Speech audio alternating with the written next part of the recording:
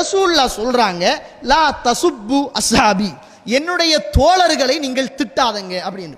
இப்ப நம்மட சமூகத்துக்குள்ளேயே நம்ம யார்கிட்ட இருந்து அக்கீதாவை படிச்சோமோ, நம்ம யார்கிட்ட பயான கேட்டோமோ, நம்ம யாருடைய பயான்களை நேசிச்சோமோ, இன்றைக்கு இவர்கள் எல்லாமே இன்றைக்கு சஹாபாக்களை திட்டுகின்ற அளவுக்கு, சஹாபாக்களை இன்றைக்கு ஒரு மோசமான வார்த்தைகளை கொண்டு பேசுகின்ற அளவுக்கு சர்வசாதாரணமாக போய்விட்டது. எந்த அளவுக்கு என்றால், குர்ஆனை நம்புவதை போல ஹதீஸை நம்பலாமா?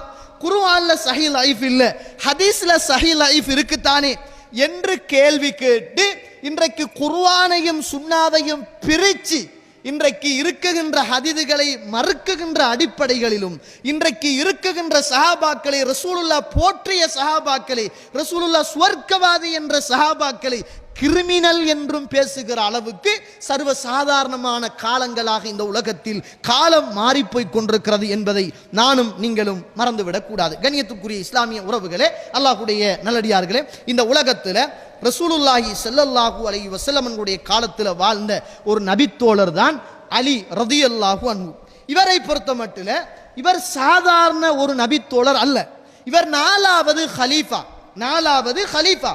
ரசூலுல்லாஹி ஸல்லல்லாஹு அலைஹி வஸல்லம் அன்னவர்களுடைய சொந்தக்காரர், அவருடைய மகளை முடித்தவரும் கூட. நமக்கு தெரியும், இன்றைக்கு நீங்க இந்த அலி ரலியல்லாஹு அவர்களை பற்றி பேசப்படுகின்ற ஒரு கேவலமான வார்த்தைகளை நீங்க பார்த்தீங்கள் என்றால் நம்மட உள்ளம் பொறுக்குது இல்லை.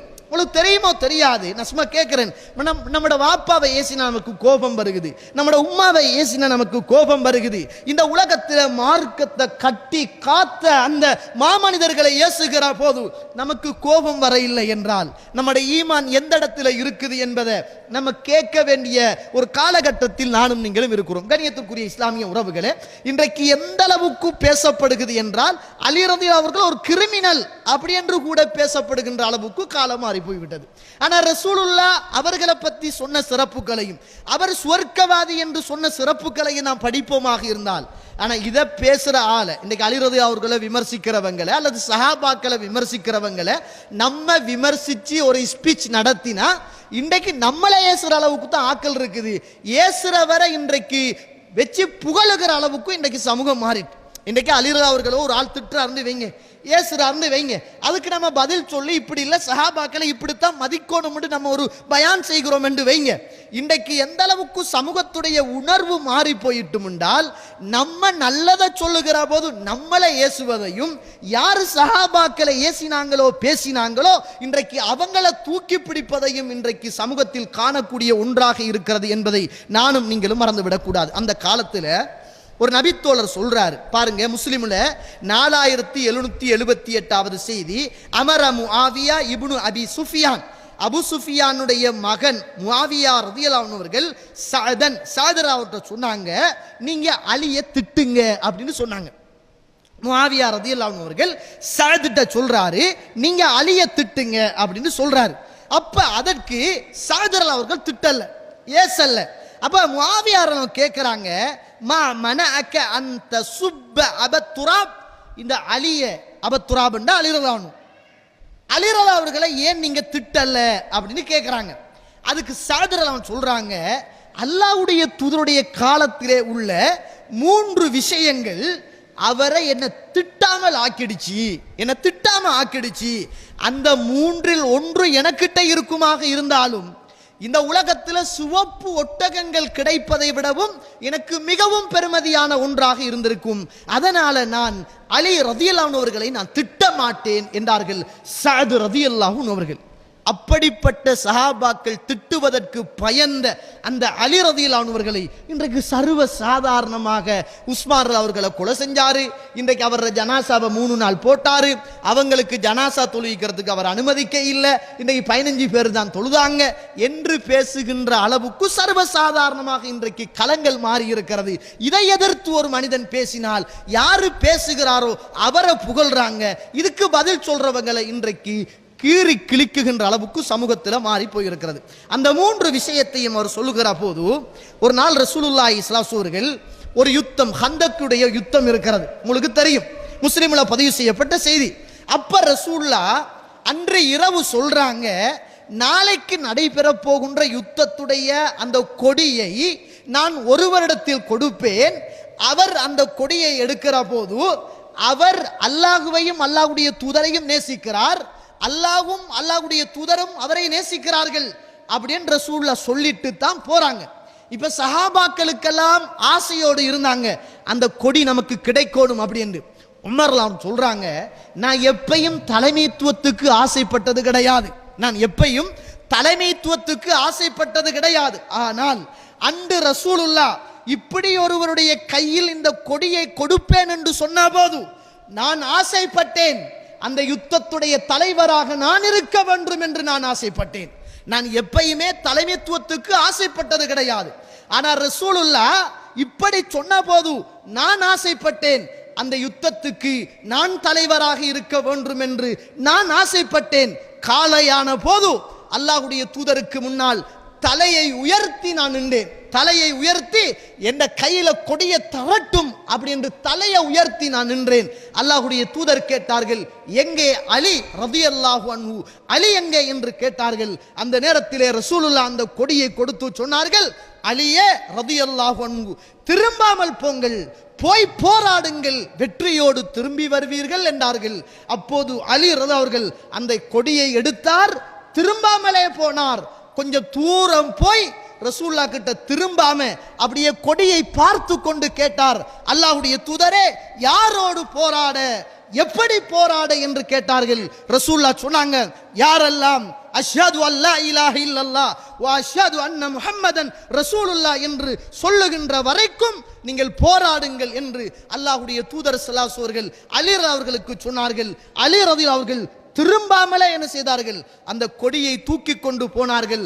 அந்த யுத்த களத்தில் நான் தலைவராக இருக்க வேண்டும் என்று நான் ஆசைப்பட்டேன், ஆனால் அலி அவர்களுக்கு ரசூலுல்லாஹ் அந்த பதவியை கொடுத்தார்கள் என்று உமர் ரலியல்லாஹு அவர்கள் சொல்லுவதை நாங்கள் பார்க்கிறோம். கண்ணியத்திற்குரிய இஸ்லாமிய உறவுகளே, அல்லாஹ்வுடைய நல்லடியார்களே, அதே போன்றுதான் ரசூலுல்லாஹ் ஒன்று.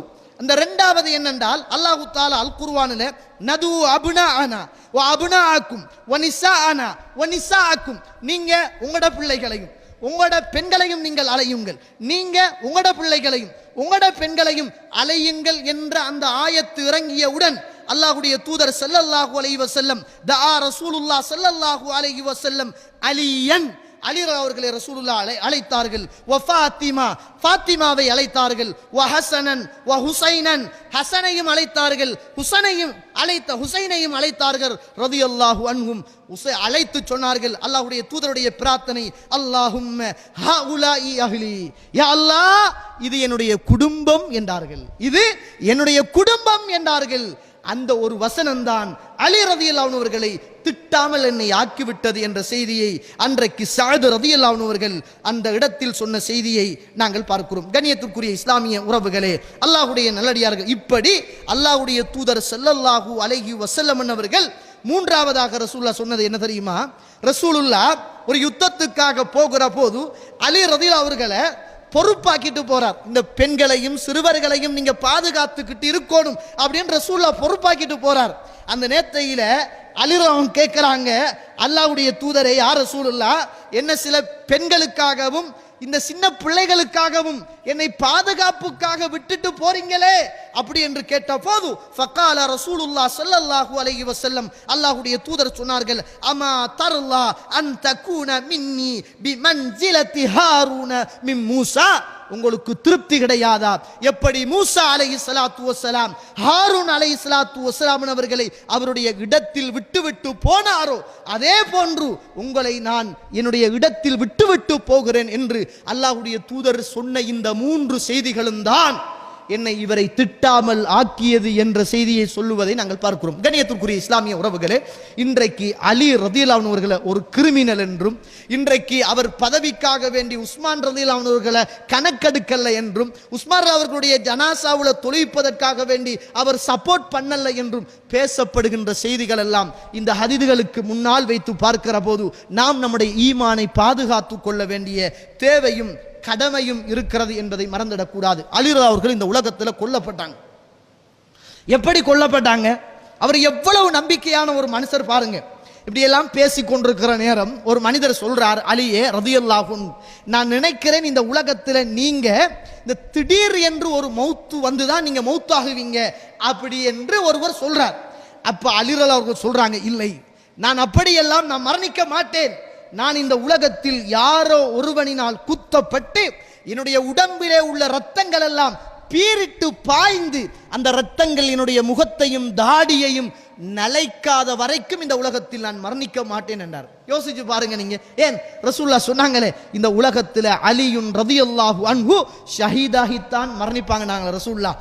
அந்த ஷஹீதை எதிர்பார்த்து காத்து கொண்டிருந்த அந்த சுவர்க்கவாதி அலி ரலியல்லாஹு அன்ஹு.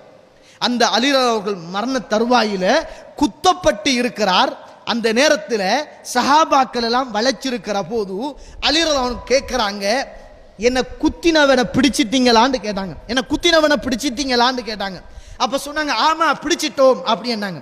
அந்த நேரத்தில் அலி ரலியல்லாஹு சொன்னாங்க, என்னுடைய உணவை அவனுக்கு நீங்கள் உண்ண கொடுங்கள், என்ற சாப்பாட்டை அவனுக்கு நீங்க சாப்பிட கொடுங்க, என்னுடைய குடிபானத்தை அவனுக்கு நீங்க குடிக்க கொடுங்க, அவனை நீங்கள் இஸ்லாமிய தண்டனை அடிப்படையில் அவனை கொண்டு விடுவுங்கள், அவனை சித்திரவதை செய்து விடாதீங்க. நாங்க இஸ்லாமிய அடிப்படை கொலைக்கு கொலைதான கொன்றோனும், அவனை வேற மாதிரி எல்லாம் சித்திரவதை செய்து கொன்றாதங்க, என்ற சாப்பாட்டை அவனுக்கு கொடுங்க, என்ற குடிபானத்தை அவனுக்கு கொடுங்க, இஸ்லாம் சொன்ன அடிப்படையில மட்டும் அவனை கொண்டு போடுங்க. அது ஆட்சியாளர் தானே, அவர் கட்டளை கொடுமே, இஸ்லாமிய கட்டளைக்காக வேண்டி சொல்லிவிட்டு போனவர் தான் அலி ரலியல்லாஹு அன்ஹு அவர்கள் என்பதை நாங்கள் பார்க்கிறோம். கண்ணியத்துக்குரிய இஸ்லாமிய உறவுகளே, அல்லாஹ்வுடைய நல்லடியார்கள், இப்படியான அலியும் ரலியல்லாஹு அன்ஹு ரசூலுல்லாஹி ஸல்லல்லாஹு அலைஹி வஸல்லம் அன்னவர்களின் ஊடாக பிரார்த்தனையை பெற்றவர், சுவர்க்கவாதி என்று இந்த உலகத்திலே அல்லாஹ்வுடைய தூதருடைய வாயினால் நற்சான்று பெற்றவர் அலி ரலியல்லாஹு அன்ஹு அவர்கள். இப்படிப்பட்ட நபித்தோழர்களை இன்றைக்கு விமர்சிப்பதும், இன்றைக்கு கேவலமாக பேசுவதும், அதற்கு கூஜாக்கள் தூக்குவதும் உண்மையிலே ஆபத்தான, ஈமானுக்கு ஒரு ஆபத்தான ஒரு விஷயம் என்பதை நானும் நீங்களும் புரிந்து கொள்ள வேண்டும். காரணம், நம்முடைய ஈமானை நம்ம பாதுகாத்துக் கொள்ளணும். ரசூலுல்லாஹ் சொன்னாங்க, என்ற தோழர்களை நீங்க யாரையும் திட்டிடாதங்க, அவங்க என்ன செய்தாலும் நீங்கள் மன்னித்து விடுவீங்கள், அவங்களுக்கு நீங்க நல்லது செய்யுங்க என்று ரசூலுல்லாஹி ஸல்லல்லாஹு அலைஹி வஸல்லம் அவர்கள் சொல்லித் தருவதை நாங்கள் பார்க்கிறோம்.